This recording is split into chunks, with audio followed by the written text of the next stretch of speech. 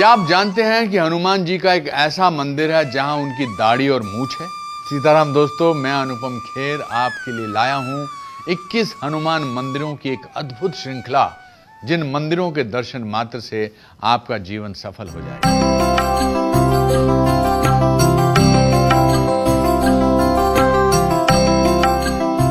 आज हम बात करेंगे राजस्थान में स्थित सालासर हनुमान मंदिर की, जहां की अखंड धुनी भक्तों के सब कष्टों का निवारण करती है। आज से लगभग 275 वर्ष पुरानी बात है। एक ब्राह्मण थे जिनका नाम था मोहनदास जी। उनकी बहन कानी बाई सालासर में रहती थी। काल की दृष्टि ऐसी हुई कि जब कानी बाई का पुत्र 5 वर्ष का था, तब उनके पति परलोक सिधार गए और वो विधवा हो गई। तब उनके सबसे छोटे भाई मोहनदास जी उनके पास सालासर में रहने लगे और कानी बाई के बेटे के साथ खेती बाड़ी संभालने लगे। मोहनदास जी बचपन से ही हनुमान जी के अनन्य भक्त थे।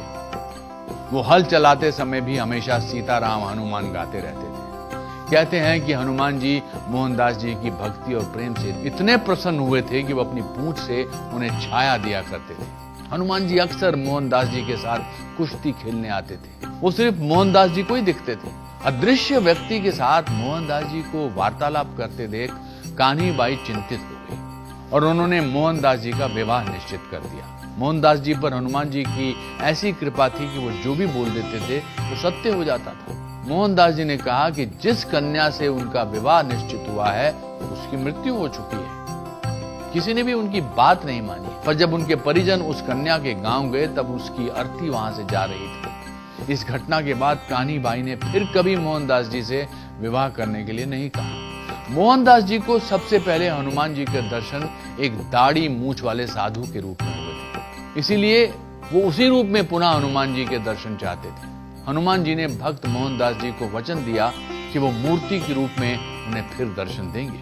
वर्ष 1755 में असोटा नामक स्थान पर खेती करते हुए एक किसान का हल एक शिला से टकराया। जब उसने खोद कर देखा तो एक हनुमान जी की प्रतिमा निकली, जिसमें हनुमान जी ने प्रभु श्री राम और लक्ष्मण को अपने कंधे पर बिठा रखा था। जैसे ही किसान ने उस प्रतिमा को उठाया, तभी से उसके पेट में दर्द होने लगा। जब ये बात उसने अपनी पत्नी को बताई तो वो समझ गई कि इसमें हनुमान जी की कोई लीला है। उसने तुरंत हनुमान जी की शिला को चूरमा का भोग लगाया और जैसे ही उसने भोग लगाया वैसे ही उसके पति के पेट का दर्द ठीक हो गया। जब ये बात आसोटा के राजा को ज्ञात हुई तो वो हनुमान जी की उस शिला को अपने महल में ले आया। उसी रात हनुमान जी उसके सपने में प्रकट हुए और उसे आदेश दिया कि उन्हें अपने परम भक्त मोहनदास जी के पास सालासर में ले चले। उसी रात हनुमान जी ने मोहनदास जी को भी स्वप्न में दर्शन दिए और उनसे कहा कि वो शीघ्र ही मूर्ति रूप में उन्हें दर्शन देंगे और उन्हें शिला के बारे में बताया। राजा ने शिला को बैलगाड़ी पर भेजा और वो बैलगाड़ी वर्तमान सालासर मंदिर के स्थान पर आकर रुक गई। भक्त मोहनदास जी ने उसी स्थान पर मूर्ति स्थापित कर दी और उसका खरे सोने से श्रृंगार किया। आज उसी स्थान पर भव्य सालासर बालाजी मंदिर स्थित है।